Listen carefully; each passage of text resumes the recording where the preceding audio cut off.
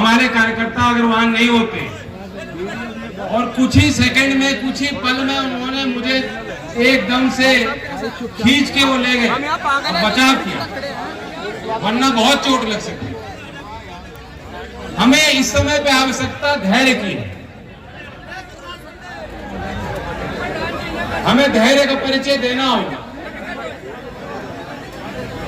और आज के इस वक्त हमें बल देने के लिए जो दूसरे राज्य से विभिन्न राजनीतिक दल के सम्मानित नेतागण आए, वे सिर्फ इसलिए नहीं आए कि वो मुझसे लगाव रखते हैं, वो इसलिए आए कि वो आपसे लगाव रखते हैं और आपके मान सम्मान की लड़ाई में योगदान और आहुति देने आज आपके बीच मैं नमन करता हूं। बेहद ऊर्जावान हमारे नेता धर्मेंद्र यादव जी हमारे बीच आए, उन्होंने संदेश दिया। उन्होंने ये भी कहा कि हमारा जो गठजोड़ है, हम एक ही धारा के हैं। उस विचारधारा को मजबूत करने के लिए ये एक अटूट बंधन है और उस रिश्ते की कदर वे भी रखेंगे और आपको भी रखना। ये संदेश आज आपके बीच दे रहे। बेहद विद्वान, अनुभवी और बहुत प्रभावशाली तरीके से जिन्होंने आपको अपने इतिहास से जोड़ने का प्रयास किया। 100 साल बीते, आज के दिन क्या बात थी और आज क्या हो रहा है। पंजाब की तस्वीर आपके आगे खींचने वाले पूर्व सांसद जगमीत बराड़ साहब और चौधरी देवीलाल जी और चौधरी चरण सिंह जी का नाम लेते ही पूरे देश के किसी भी कोने में किसान जो बैठा है वो जो खुश होता है, उसके चेहरे पे मुस्कान आती है। तो उसी परिवार से, उसी विचारधारा से जुड़े हरियाणा से चलकर आज इस संकट की घड़ी में आपके साथ कंधे से कंधे मिलाकर चलने के प्रण लेकर अभय चौटाला जी आपके बीच आए। मैं कोटि कोटि उनका नमन और धन्यवाद ब्रजभूमि की तरफ से, आपकी तरफ से करना चाहता हूं। अब जो किसान के हाथ में लाठी है, जिस लाठी को लेकर वो समाज की लड़ाई लड़ता है, वो समाज का बुद्धिजीवी जो देश का हित चाहता है, जैसा कि जगमीत जी कह रहे थे, भारतीयता की भावना से ओतप्रोत होकर जो देश की सीमा और सरहद से लेकर देश के खेत खलियान में मेहनत और कुर्बानी करने वाला जो आदमी है, आज उसके हाथ में लाठी है। उस लाठी को लेके आप यहाँ आए। उस लाठी के आगे कोई सरकार टिक नहीं सकती, कोई जालन टिक नहीं सकता, कोई अत्याचारी भ्रष्टाचारी खड़ा नहीं हो सकता। वो लाठी आपके हाथ में। सरकारें तो आप बनाते हो, सरकारें आप बिगाड़ सकते हो। ये आपके लिए चुटकी का खेल है। मैं तो आपसे ये कहने आया हूं, बहुत हो गया, पानी सर के ऊपर जा चुका। वे सारी बात आपके आगे है, वे बातें आपको मालूम है। धर्मेंद्र जी ने बात कही, सभी वक्ताओं ने बात कही।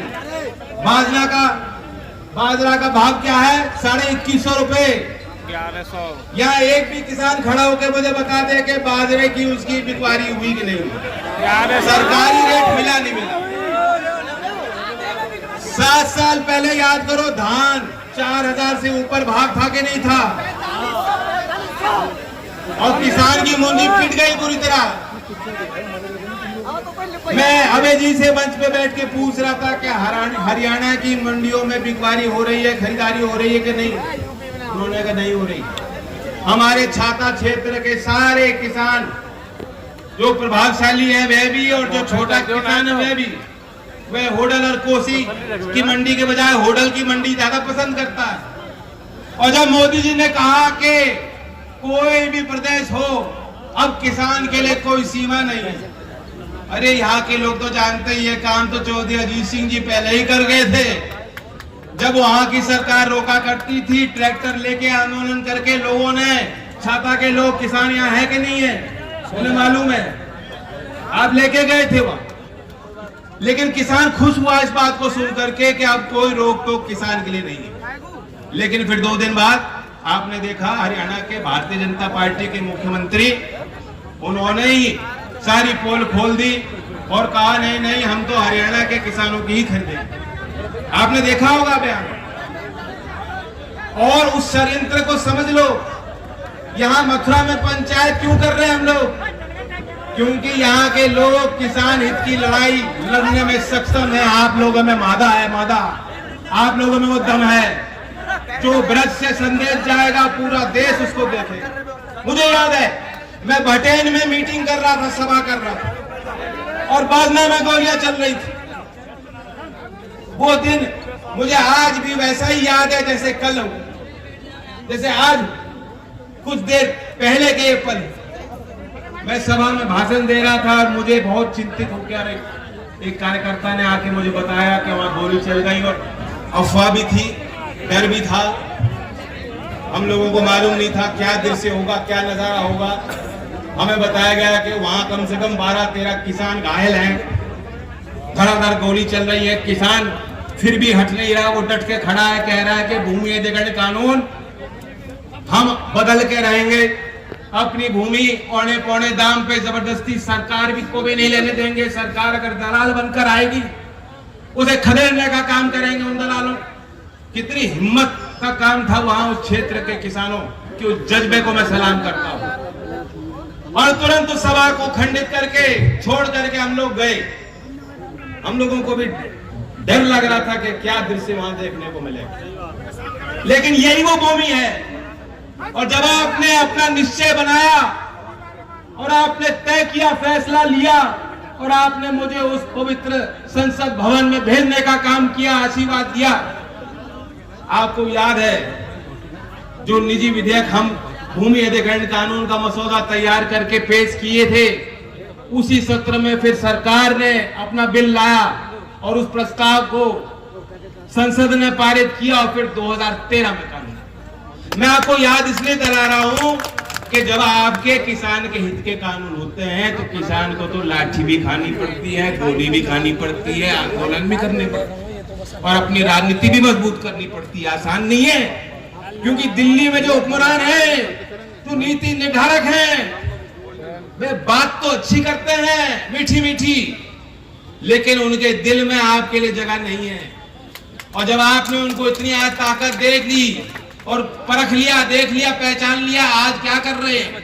कोई लोग हैं आपकी लड़ाई वैचारिक हर तरीके से, लाठी से, वोट से, उन्हीं जालिमों से है जो आज सत्ता में बैठे हैं, वे गमन कर रहे हैं। नहीं चलेगी, नहीं चलेगी, चौधरी साहब, नहीं चलेगी, नहीं चलेगी। मैं आपको ये बात भूमि अधिग्रहण कानून की इसलिए कह रहा हूँ क्योंकि ये आपातकालीन सी स्थिति देश में चल रही है। कोरोना काल में, लॉकडाउन के बीच उत्तर प्रदेश सरकार ने इसी मई में एक फैसला लिया और कहा कि जो हाईवे और एक्सप्रेसवे जाएगा 1 किलोमीटर दोनों तरफ हम कानून को संशोधित करके सरल करेंगे, ताकि अगर कोई जमीन अधिग्रहण करनी होगी तो वे अधिग्रहित कर दी जाएगी। क्या बहाना था? योगी जी कहते हैं हम उद्योग लगाना चाहते हैं। अरे उद्योग इस समय पे जिनकी नौकरी थी, किस्मत वाले थे, उनकी नौकरी छूट रही है, लोग वापस गांव लौट रहे हैं। आपने देखा देश का गरीब आदमी कितने हजारों किलोमीटर पैदल चल चल कर गांव वापस लौटने को मजबूर हुआ। क्या दिया सरकार ने उनको? कहां गया उनका सुरक्षा कवच? कहां गया उनको फ्री का अनाज? कहां गया उनका आत्मनिर्भर पैकेज? आपको मिला है क्या पैकेज? प्रधानमंत्री जी जाते हैं 10 लाख करोड़, 20 लाख करोड़, ना जाने कितना दे दिया। नेताजी का ही ना मिला, अंबानी की कुछ भी नहीं मिला, ना मिला जी, ना मिला, कुछ ना मिलो। संघर्ष करो, हम तुम्हारे साथ।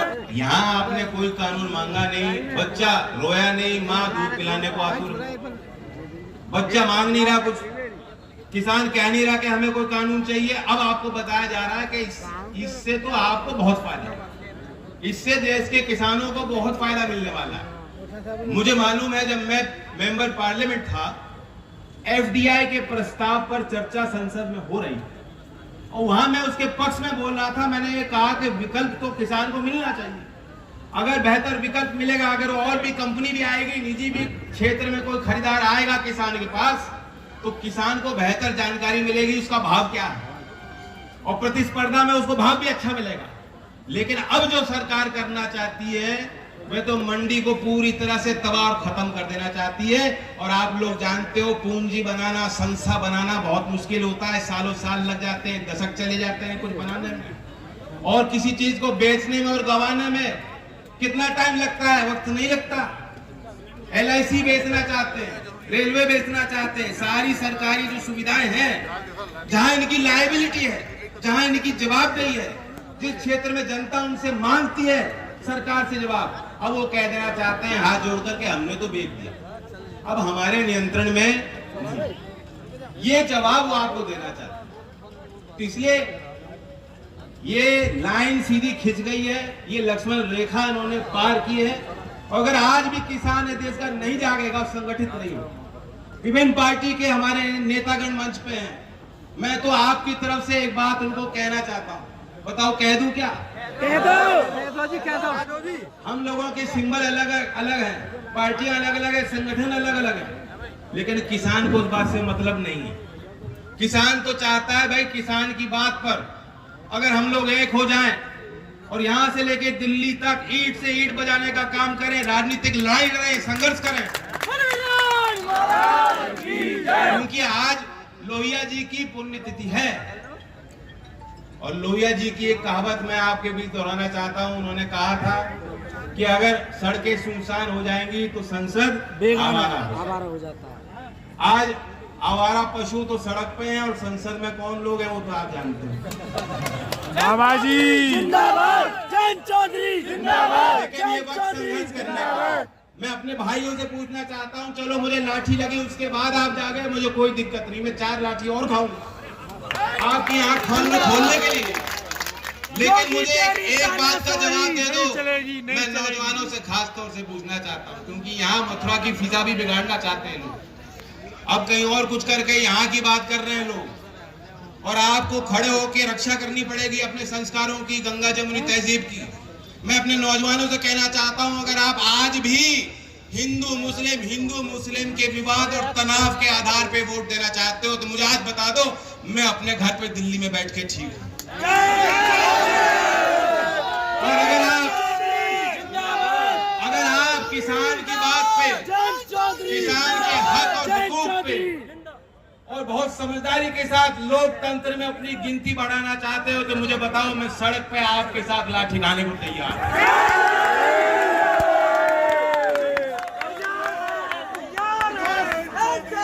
अब मैं 2 घोषणा आपके बीच करना चाहता हूं, सिर्फ 2 घोषणा। मैं फिर दोबारा धन्यवाद देता हूं जनता को, आपको भी, आपने आज हमारी पीठ थपथपाई, आयोजकों को, कार्यकर्ताओं को।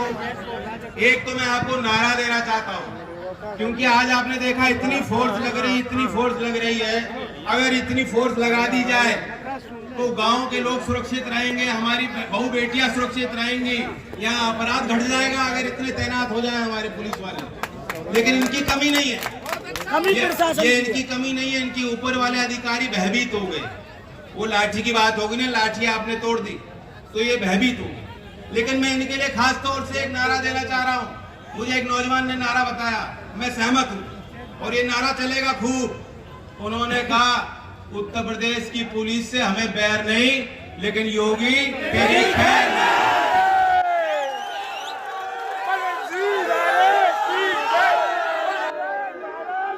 क्योंकि ये जवान भी गांव से हैं, चौधरी साहब ने इनकी नौकरियां लगवाई हैं, हमें इनसे कोई दिक्कत नहीं। लेकिन जो अहंकारी बाबा जो उंगली दिखाएंगे अगर पश्चिमी यूपी की जनता के लिए, देश के प्रदेश के किसानों के लिए, तो आप जानते हो क्या करना है। और एक और आखिरी में घोषणा है, 17 तारीख को जिस तरह से आप भारी तादाद में यहाँ आए हो, मैं आप सबको निमंत्रण देता हूँ, क्योंकि रुकना तो नहीं ना, आपने कहा सड़क पे रहना है। क्या मैं दिल्ली बैठूं? दिल्ली तो नहीं जाना मुझे। तो 17 तारीख में बुलंदशहर आप लोगों का पहुंचना है, पहुंचोगे कि नहीं?